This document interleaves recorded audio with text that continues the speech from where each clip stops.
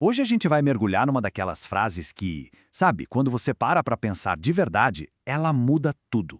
É uma afirmação que desafia a nossa noção do que é possível e convida a gente a olhar para a vida de um jeito completamente novo. Essa frase é a resposta de Jesus para um pai. Um pai que está completamente desesperado, que chega com o coração na mão, implorando pela cura do filho. E as palavras de Jesus, elas ecoam até hoje, sabe? Elas nos convidam a investigar qual é o verdadeiro poder que existe por trás da fé. E com essa resposta, Jesus faz algo que é simplesmente genial. Ele vira a pergunta de volta. Em vez de ficar só falando do seu próprio poder, ele nos convida a olhar para dentro, a olhar para a condição do nosso próprio coração. É como um espelho mesmo. Ok, vamos fundo nisso agora. A chave para entender a profundidade dessa conversa está bem no comecinho da resposta de Jesus, que é, na verdade, um eco da dúvida daquele pai. A chave está toda nesse se. O pai chega e fala, se tu podes fazer alguma coisa. E aí eu pergunto, quantas vezes a gente não faz exatamente a mesma coisa? Senhor, se for da tua vontade. Deus, se o Senhor puder me ajudar. É a nossa incerteza falando mais alto, né? É a nossa fragilidade ali, cara a cara com um problema que parece gigante. E aqui está o ponto crucial, a grande virada de chave. A resposta de Jesus força a gente a mudar o foco. A questão nunca foi sobre a capacidade de Deus. O poder dele não está em jogo. A barreira de verdade somos nós. É a nossa dificuldade em confiar, em simplesmente descansar na fidelidade dele. E é exatamente aqui que a gente encontra um chão firme. A nossa segurança não vem da força da nossa fé, mas sim de quem é aquele em quem a gente deposita a nossa confiança. A gente ouve muito a palavra onipotência, mas, na prática, o que ela significa? Não é que Deus possa fazer algo ilógico, tipo um círculo quadrado. Significa que para tudo aquilo que é possível, o poder dele é absoluto, como o próprio Jó entendeu. Nenhum dos teus planos pode ser frustrado. E esse poder todo está ligado a outra característica, a imutabilidade. Deus não muda.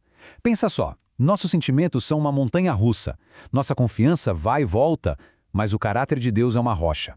A nossa segurança não está na areia movediça das nossas emoções, mas na firmeza de quem Ele é. Olha que incrível o que essa passagem diz. A razão pela qual o povo de Deus sobrevive não é porque eles são perfeitos ou super fiéis, é porque Deus é fiel. É a constância dele que nos dá segurança, e não a nossa.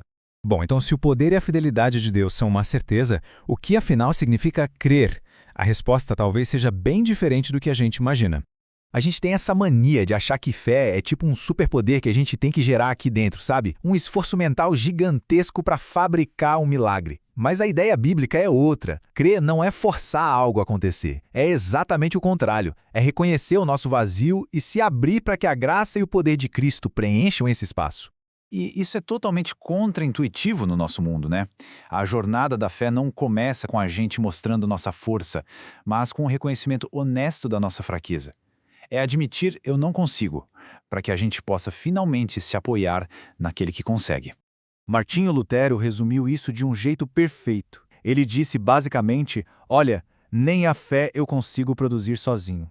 A fé não é algo que a gente fabrica, mas um presente que o Espírito Santo nos dá. É Deus quem nos capacita a crer, nos chamando através da sua palavra. Então, dá para pensar nisso como uma dança, com 2 passos. Primeiro, vem a ação de Deus. Ele age em nós, nos dá a capacidade de responder. E aí vem a nossa resposta, a fé, que é a nossa mão se estendendo para pegar a verdade que Ele já nos ofereceu. E entender tudo isso, isso muda completamente a forma como a gente encara as tempestades da vida, as incertezas, os medos. Os Salmos, por exemplo, estão cheios dessas imagens de segurança. Deus não é só uma ideia abstrata. Ele é descrito como um refúgio de verdade, uma fortaleza, um socorro que chega na hora, a sombra protetora de uma rocha no meio do deserto. E o resultado de confiar nisso é uma paz que desafia a lógica, que não faz sentido diante do caos. É uma coragem que não espera o mar se acalmar, mas que se mantém firme, mesmo quando tudo ao redor parece que vai desmoronar. Mas como a gente chega nesse refúgio? A resposta é uma pessoa: Cristo. Ele é a ponte.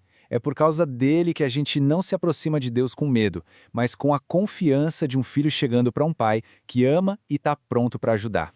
E isso quer dizer que a nossa esperança não é um pensamento positivo, um otimismo vazio. Não, é algo concreto.